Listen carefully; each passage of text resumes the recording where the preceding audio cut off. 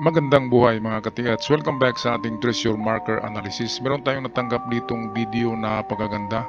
Super legit marker ito. Ito ang mga talagang man-made marker ng mga Hapon. Okay, kung nakita nyo ito ay merong napakalaking triangle sa ibabaw nito. Meron din sa gilid na triangle, letter E na malaki, ayan. At merong tatlong guhit pa nasa kabilang gilid, kaya super legit. Bago tayo magpatuloy, shout out muna tayo sa ating mga katiyets. Shout out dyan sa Luzon, sa Visayas, sa buong Mindanao, at sa ating mga katiyets in abroad. Shout out sa inyong lahat dyan. Sana ay nasa mabuting kalagayan ang lahat. At narito si Katiyet sa kanyang video at sa kanyang pag-describe sa marker na ito. Atin panoorin. Mayong hapon kini nga bato na ay bangag murag letter C, murag kuan ya na ay dot kani bangag kana letter E nga bali.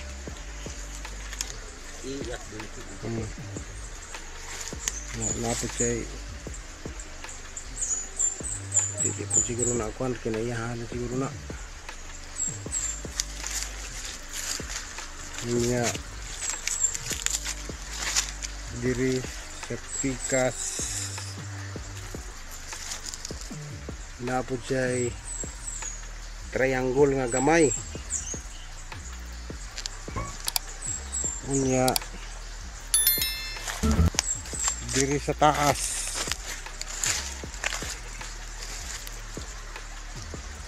na ay triangle nga bangag pentagon nya isa ka metros ang distansya gikan sa bato paingon sa north na ay kahoy tugas nya gikaputan og baliti wa nakadako ang tugas ay kaputag baliti karaan man daw ni matud pa sa nagbantay diri kana siya si usian unya kining pentagon nga bangag sa ibabaw sa bato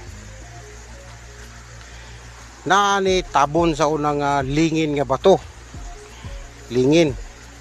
Kung tanawon nimo siya sa layo, mura siya og 8. Murag number 8. Ilang gikuha, ilang gitiltil tong bato. Naukab nila. Ya mao na siya ang bangag.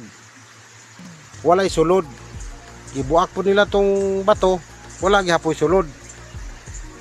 Ya, mao ni siya ang bato. Ang kadakon sa bato siguro mga 2 ka metros kwadrado, 2 meter square. Unya kining pentagon ang isa ka pointer nagatubang sa southeast. Sa southeast naraman ang kompas, southeast.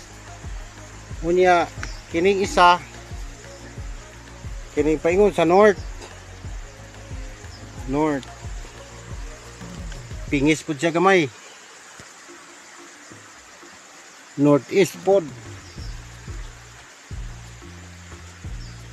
ang isa ka pointer. Ang kining isa ka pointer paingon po sa southwest.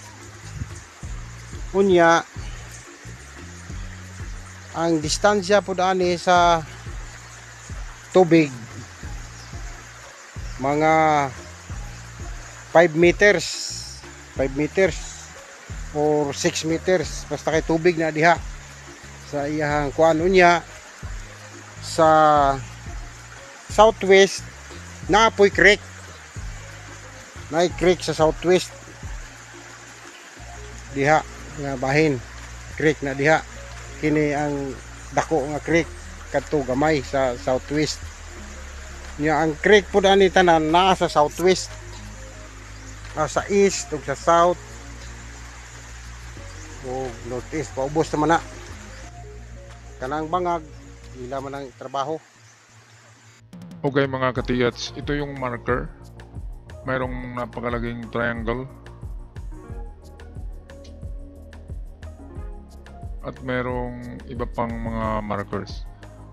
Ngayon, karamihan ng triangle kapag ganito na may malalim siya na pagkaukit.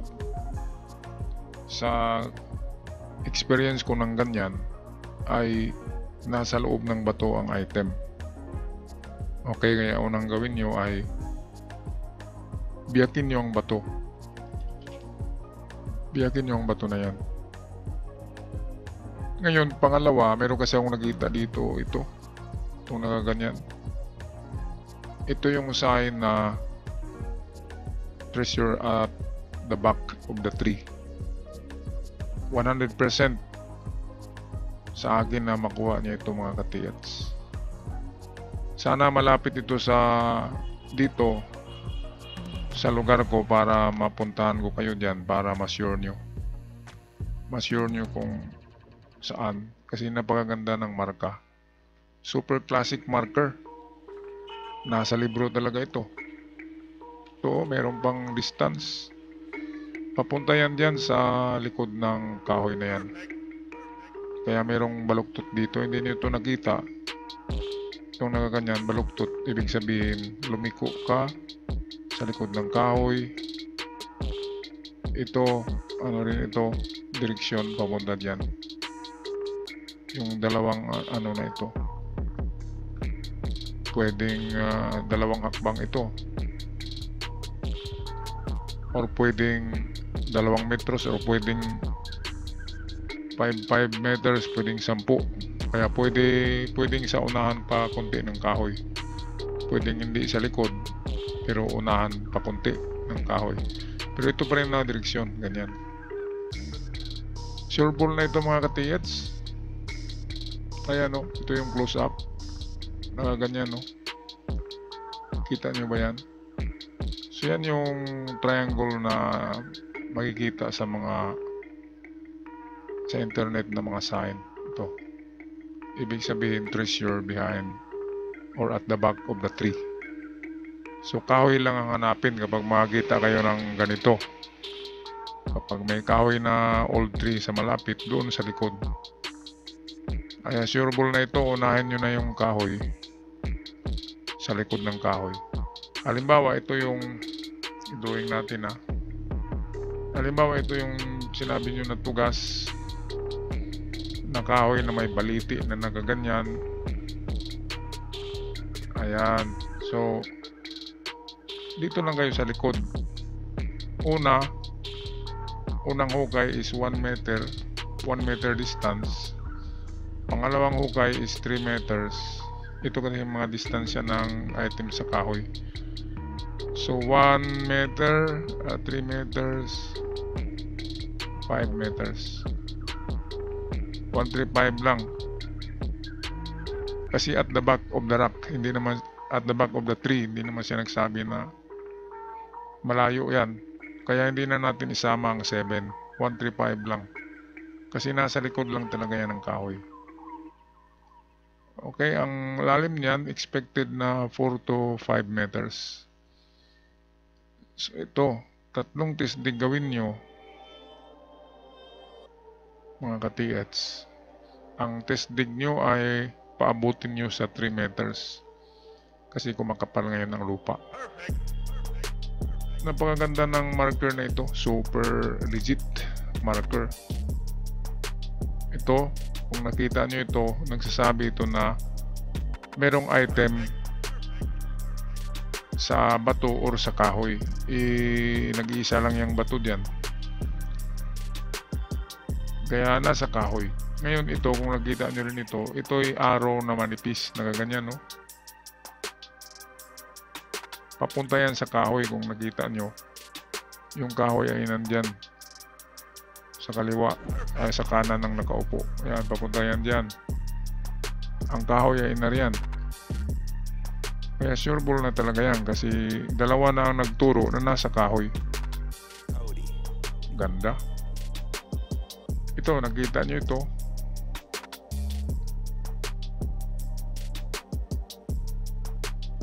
Sabi ay may item. Merong treasure box.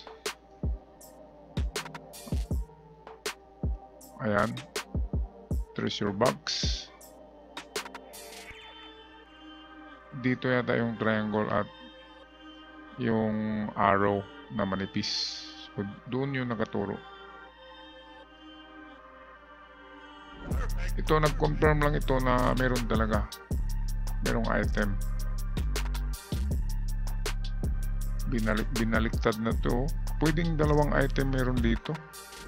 Isa sa likod ng kahoy. At pwedeng ito. At ito, item kasi yan. Yung maliit ang item. Ito, ano lang to, reference. Ito yung Bato Valley. So, pinakamalayo, 5 meters papunta rito yan. Align nyo lang itong dalawang circles, straight yan. So, dito yan sa harapan ng bato. Sa harap nitong letter E. Ngayon, kung nakita nyo yung guhit na tatlong guhit, saan ba yun? Di yata na ano rito. Yung nasa baba yata yun ng bato na merong tatlong guhit na nagaganyan. Yan ay distansya kasi ang river ay ganito ang pagkasulat ng river. Ganyan siya. Merong parang arrow sa dulo. Kung tatlo lang na ganyan, ibig sabihin distansya. That is 3 meters or 3 yards. Kaya kung dalawang item ang nakabaon dito, saan na ba yun? Ito, kung dalawang item, isa sa likod ng kahoy, ang isa ay dito sa harapan, dumidistansya ng 3 meters. Given yun sa yung tatlong guhit na nagaganyan. So 3 meters yun. So dito yun sa harapan at narito rin yung sign ng gold bars. Yung itong mga ganito, gold box yan. At gold bars. Box at gold bars. Kaya parang easy at tingnan at marami siyang ganyan. Kasi gold bars in the box. Okay, so ito yung close up po. So box and gold bars. So meron siyang 1, 2, 3, 4 gold bars. Meron. So ito yung giveaway kasi 4 na gold bars. So pwedeng sa harapan ito 3 meters distance. Hanapin nga natin yung ano, yung sinabi ko na tatlong guhit. Okay, sana ba yun? Ito yun. Ito yun, no? Narito yan sa inyong sa bato. Nakaukit yan. So, yan, klarong-klaro. Hindi ito river kasi may iksi. Ang creek o river ay medyo mahaba ang pagkasulat. Ganyan. Pero kapag may iksi lang na ganito, may iksi na linya, yan ay distansya. So 3 meters or 3 yards ang distance. Ito given, no? Arrowhead. So nakapunteriya dito. 3 meters, 3 hakbang galing dyan. Jackpot yan. Ito sa dalawang digging spot natin, ito yung pangalawa. Una yung sa kahoy. Sigurado yung sa kahoy. Balitaan nyo lang ako mga katiyads. At balato rin kayo. Kasi feel ko na ano. Kasi napaka-legit ng triangle na yan. Yung triangle sa ibabaw ng bato. Napaka-legit. Sa triangle pa lang, nagsasabi na yun na treasure at the back of the tree. Nandyan na yung tree. Given na. Kaya swerte na kayo dyan. Message nyo ako kung makita nyo ang video. Message nyo ako kung saan ang lugar nyo. Baka baka malapit lang ay puntahan ko kayo dyan para ma-sure natin. Okay, so ito yung drawing nyo. Ito yung unang panahon na mayroong pang bilog ang bato. Ngayon, binasag nyo ba ang bilog na ito? Kasi pwedeng may laman ito na diamonds. Ang bilog na bato pwedeng may laman. Sino bang tumanggal nun? Ngayon, pagtanggal niya, ang naiwan ay triangle na may nakagano, no? May buntot. So, ibig sabihin, sa kahoy. Back of the tree. Ito yung box, treasure box.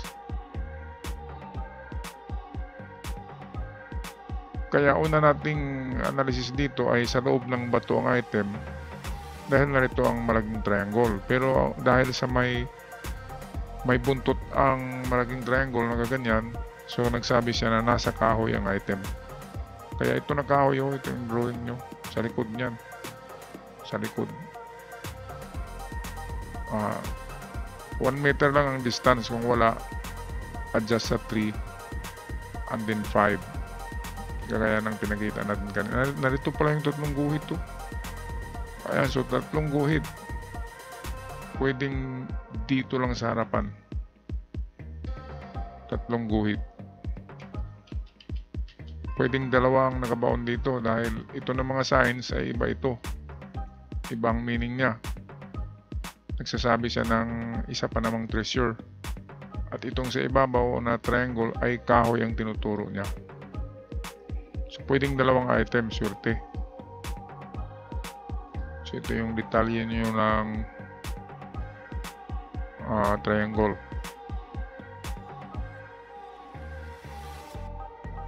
Halos perfect triangle siya, pero hindi nyo nakita yung buntot. Yun ang pinakasusi, yung buntot. Okay, so bilis-bilisan nyo na pag-ukay dyan mga katiyats, baka maunahan pa kayo. Lagyan nyo na ng bakod, bakuran nyo na ang inyong site, pati yung kahoy.